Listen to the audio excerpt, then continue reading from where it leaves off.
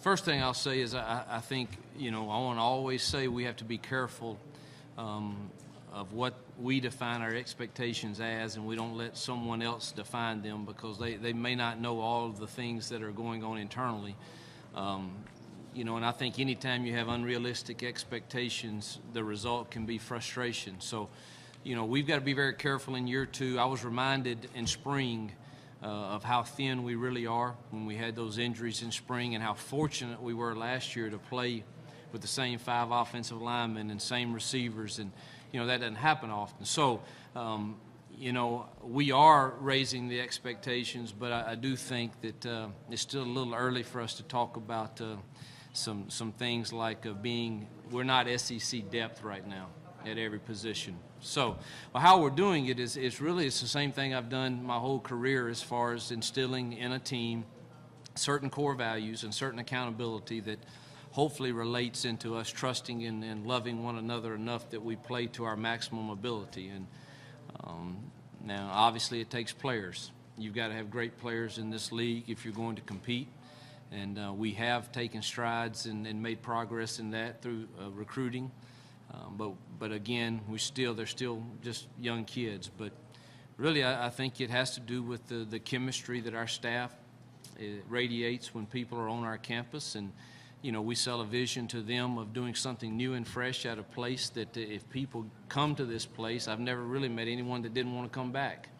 And so it's really not as hard a sell as people make it out to be. I guess it's because we did it so fast.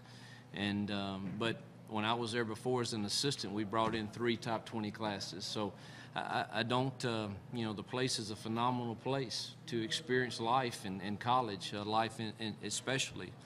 And you add to that a great vision from an energetic and cohesive staff, and particularly players that sell your vision.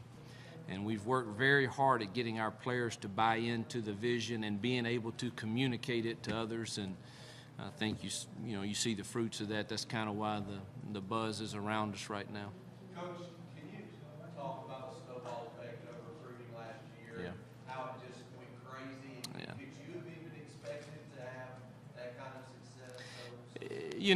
When our coaches would come back and tell me, "Hey, Coach, we're going to get this kid, or we're going to get or we're even in this kid," I have to admit my first thought internally was probably, these young coaches, man, they've lost their mind, But as it went on, and certainly it started with winning the Egg Bowl and then winning the bowl game, and knowing, from my conversations with Miss Beverly about Robert and with Robert, that if momentum occurred in our program and Denzel was having success, both of those things occurred, there was a good chance we were going to land, obviously, the #1 player in the nation. And with that comes a lot of notoriety. Where we were very fortunate, I've said that all along, to have some LinkedIn built-in ties that were very beneficial to us. But once that started happening and it became public knowledge, or even behind-the-scenes knowledge that, hey, this kid's going to go to Ole Miss, it certainly even helped us even more. And then, with Laquan coming early and committing to us, and our coaches did a phenomenal job, and our players did too. But, could I anticipate it snowballing like it did? No, in all honesty, but certainly was a good ride.